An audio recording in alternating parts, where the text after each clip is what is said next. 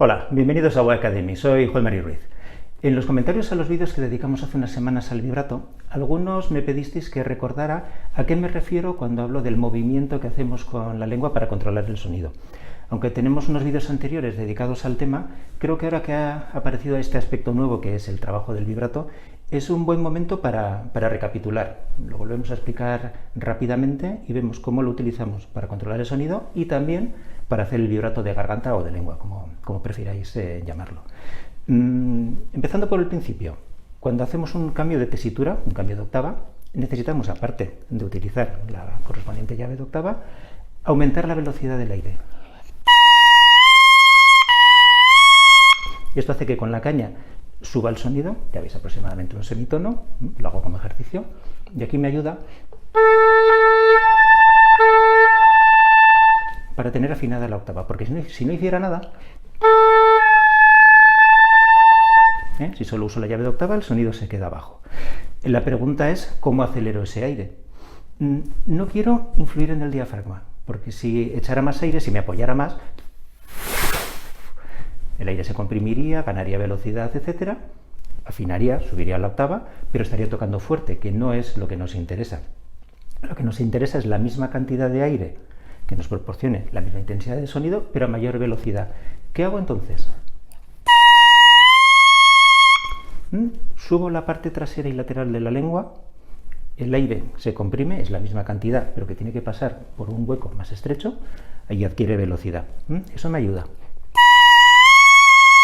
La embocadura no interviene, solamente es exactamente lo que acabo de cantar, lo que hago con la caña. Probad a hacer esto.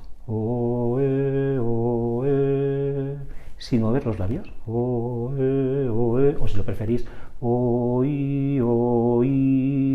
entre la O y la I hay una mayor diferencia. Veréis cómo la lengua, esa parte que os digo, trasera y lateral, se eleva. Otra forma de comprobar este movimiento que hicimos en algún vídeo, que este ya no me sale tan bien porque ya sabéis que silbar no me sale muy bien, pero era silbar.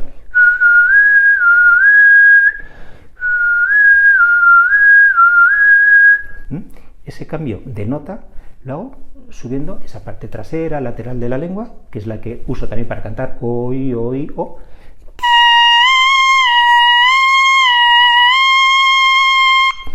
Y eso que utilizo para el cambio de octava,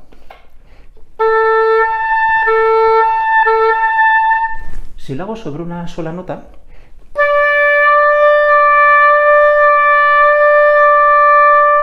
ya veis que ahora se nota como una desafinación porque lo hago muy lento y lo hago muy exagerado también. Pero si lo hiciera un poco más estrecho como movimiento y un poco más rápido,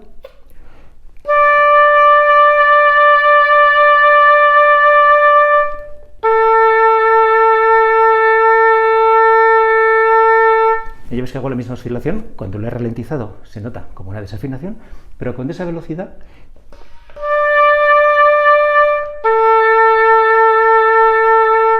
resumiendo, tenemos un mismo movimiento